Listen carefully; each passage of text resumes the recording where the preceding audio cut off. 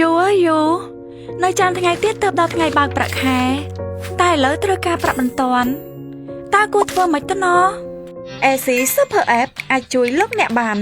បើកប្រាក់បៀវត្សមុនកាលកំណត់បានភ្លាមរហូតដល់ 50% ឯណោះលោកអ្នកអាចស្នើឥណទានបែប Digital នេះបានដោយគ្រាន់តែធ្វើតាមវិធីងាយដំបូងបើកកម្មវិធី AC Super App ចុចលើមេនុយប្រាក់កម្ចីបញ្ចូលលេខសម្ងាត់ Scan ម្រាមដៃឬផ្ទៃមុខរួចចុចលើប៊ូតុងឥណទានតាមប្រព័ន្ធ Digital